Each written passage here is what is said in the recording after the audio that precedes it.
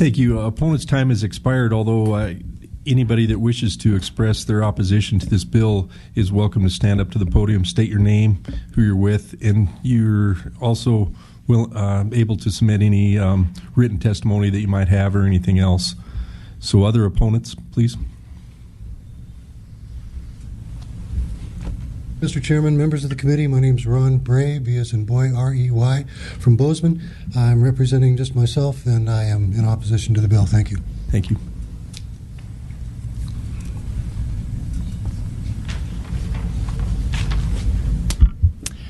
Hi, my name is Nick Engelfried from Missoula. I'm with the Blue Skies campaign, and I am opposed to the bill as well. Can you please spell your name, sir, for the record? Definitely. Nick, N-I-C-K. Engelfried is E-N-G-E-L-F-R-I-E-D.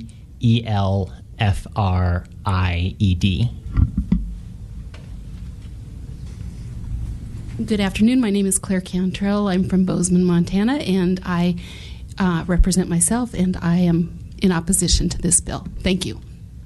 Thank you. Any other opponents? My name is Nathan Titus. I represent myself and also Blue Sky Campaign, and I am in opposition to the bill. Thank you. Thank you. Can you please spell your name for the record, sir? It's Nathantitus. Thank you. Any other opponents? Opponents? Seeing none, informational witnesses for House Bill 513.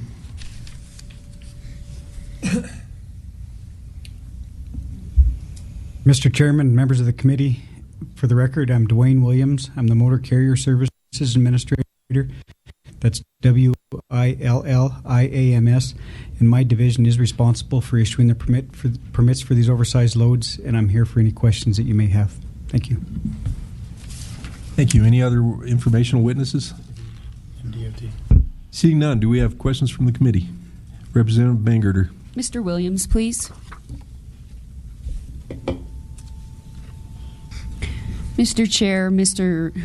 Williams, we heard that the only way for the public to know about large loads is with a MEPA review. Is that true or false?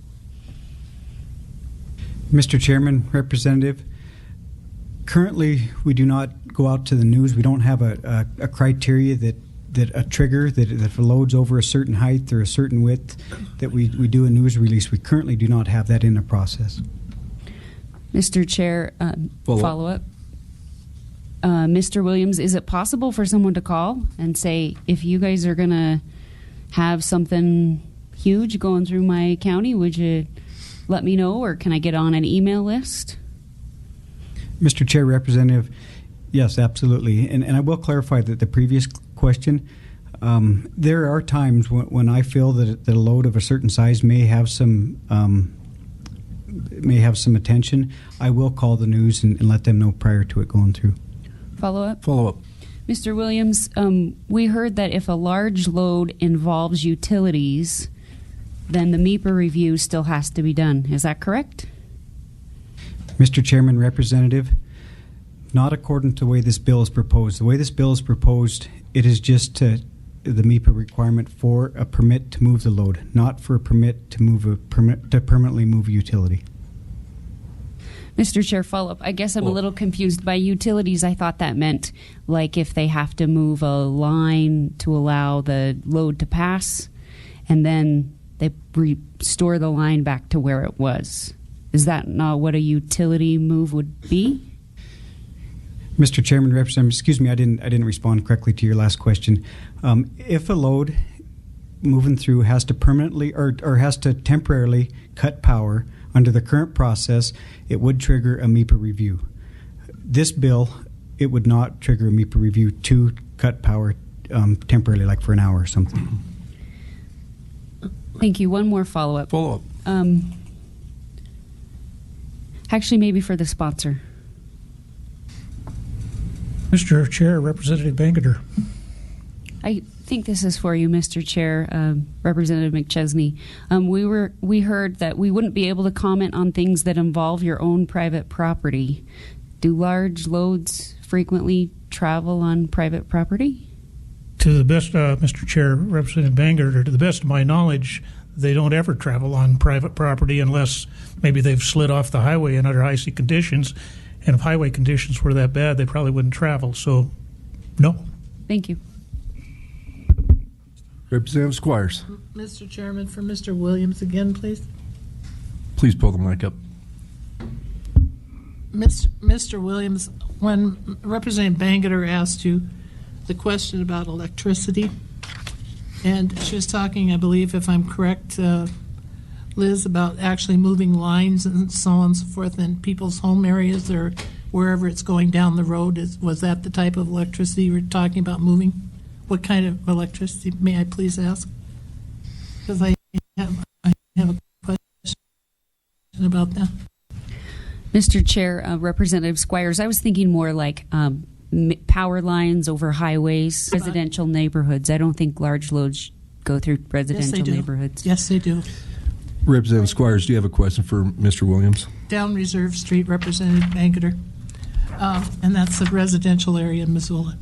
Mr. Williams, then would you indicated to her that that would be a Montana environmental impact or MEPA concern with what she was talking about. Is that correct? Mr. Chairman, Representative, under the current process, yes.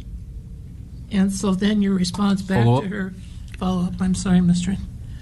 So, and then she asked you a follow-up question, and if this bill were to be passed, it wouldn't be the criteria to protect the homes along the way, would it?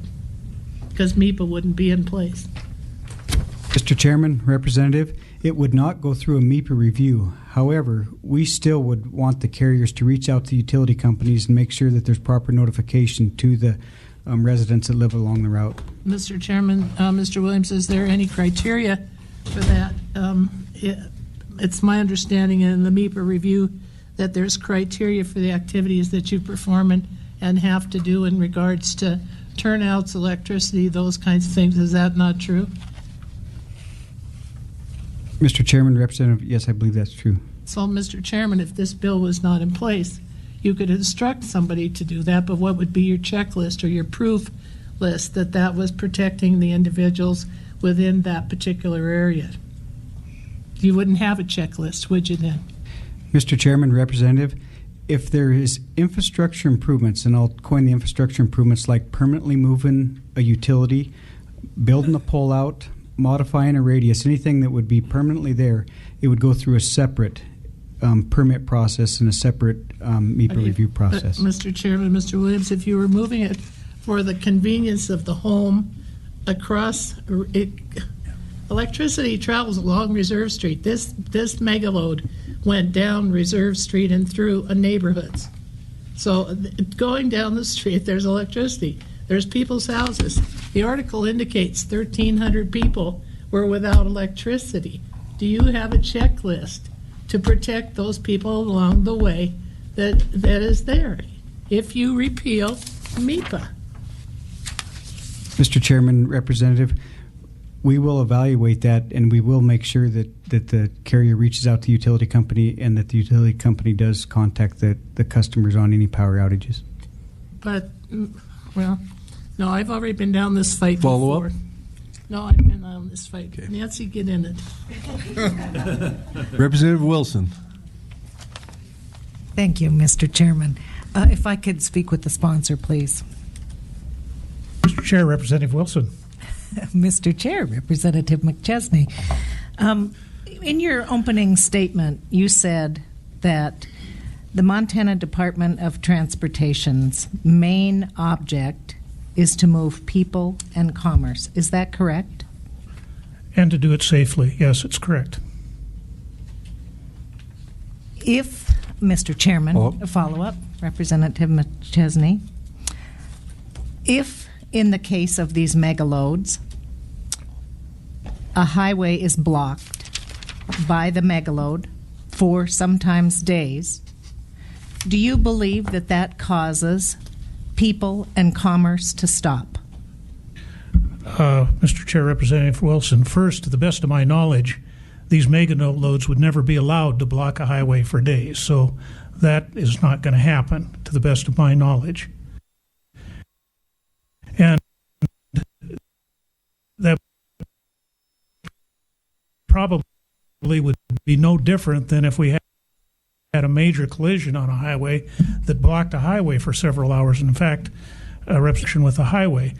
Those things sometimes happen, but we always found a way to route traffic around and to address those issues, working closely with local emergency services, the Highway Patrol, and other agencies. So, I have another follow-up, if I could, Follow-up. Mr. Chair.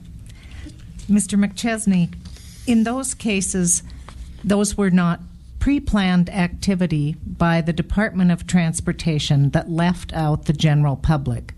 Those were emergencies. This is a pre-planned activity by the Department of Transportation that left out the general public without the MEPA process. How does your bill continue to involve the people who may not be able to get to their job, who may not be able to get to the hospital, who, because of these mega loads, and they're also unable to comment on it? I hesitate to say that we will trust the Department of Transportation without regulation to tell us, since it seems as though they didn't in this case. That's my recollection. if Mr. Chair, Thank you. Representative Wilson, if that in fact is the case, it's disappointing, because when I worked for the Department of Transportation, we went out of our way to inform the public of any major disruption to traffic services. And I would encourage, in fact, the Department of Transportation, especially in light of some of the concerns that were raised, to pay special attention. But I don't think that that warrants requiring a MEPA review for every oversized load. One more follow-up, if I could. One more follow-up.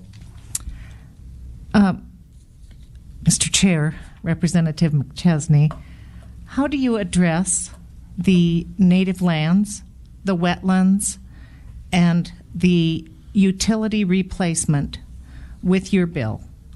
And how do you address the public comment on those issues?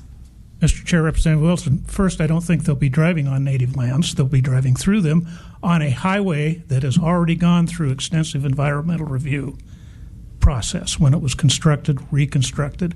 Anytime, and there seems to be some confusion, and I think that Mr. Williams addressed it, but I'll reiterate it, is when I retired from the Department of Transportation, I spent 5 years as a district administrator. In that capacity, I was in charge of 16 counties, 1/3 of the eastern part of the state, and oversaw all the construction, right-of-way, and maintenance activities. So I'm well versed in what needs to take place when we reconstruct, we rehabilitate, we move utilities, we reroute traffic. An environmental review, an extensive environmental review needs to take place. So, and again, in response to your question, wetlands would have already been addressed when the highway was constructed or reconstructed. If, in fact, the move necessitated additional highway reconstruction or turnouts, there would be an environmental review process. In response to your question of driving on native lands, they would only be within the right-of-way, again, which had already undergone an extensive environmental review. It's just frivolous.